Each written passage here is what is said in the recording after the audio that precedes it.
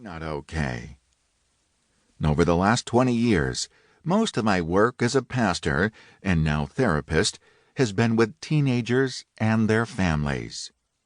From majority white, middle and upper middle class churches and Christian summer camps to small college campuses and underfunded high schools with incredibly diverse populations, the teenagers I meet have one thing in common: an almost cellular uneasiness in the world.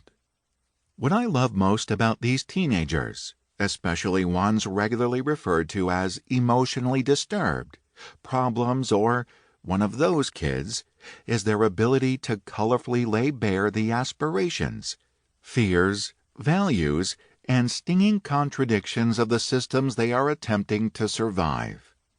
Teenagers are unapologetically themselves, even if they aren't always sure who they are just yet. This simple fact led some of the early thinkers of the systems-driven family therapy movement to treat everything interrupting typical adolescent development, from schizophrenia to eating disorders, as less the result of individual pathology and more the cries of an entire family, community, and society in pain. According to these philosophers, researchers, and psychotherapists, these problem kids aren't broken or crazy. Instead, they're the only ones telling the truth about what actually runs our world. The difficulty in receiving teenagers' sometimes gruff witness arises whenever we adults confuse the medium for the message, the tone for the content. Becoming a therapist to adolescents has given me the unexpected gift of sitting across from another human who has yet to be stooped by the regular complications, occupational stresses, and crippling knee pain of adulthood. Even the word adulthood itself serves as a colloquialism for a sort of existential cocktail of missed opportunities and mortality all of us are expected to live with as an act of self-disciplined resignation.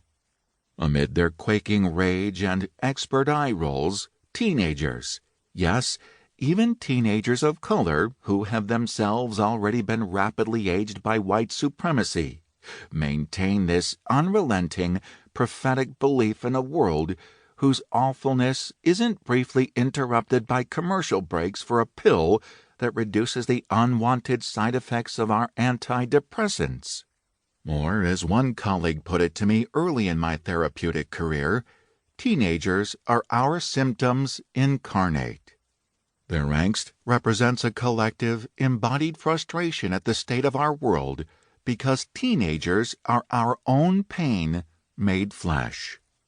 In a study from the year 2000, psychologist Dr. Jean Twenge performed a meta-analysis of anxiety in school children and college students in order to track the development of anxiety and depression generation to generation. She found that more than 40 years ago, in 1980, typical school children reported more anxiety than did child psychiatric patients in the 1950s. This finding led Dr. Twenge, prophetically, to posit that the results of the study suggest that cases of depression will continue to increase in the coming decades as anxiety tends to predispose people to depression. Some 20 years after her study, amid soundbite after soundbite elucidating the grisly details of the medicated, anxious, suicidal, and depressed world our young people are inhabiting, it can be easy to find ourselves heaving and buried under the weight of what we have done to them. The National Institutes of Health recently reported that nearly 1 in 3 adolescents aged 13 to 18 will experience an anxiety disorder. And according to the Centers for Disease Control and Prevention, suicide is the second leading cause of death in American youth ages 10 to 24. This represents, disturbingly, a tripling of the suicide rate in this population from 2007 to 2017. The kids are, clearly, not all right. How not to float. But I'm getting ahead of myself. So, first things first. My name is Eric,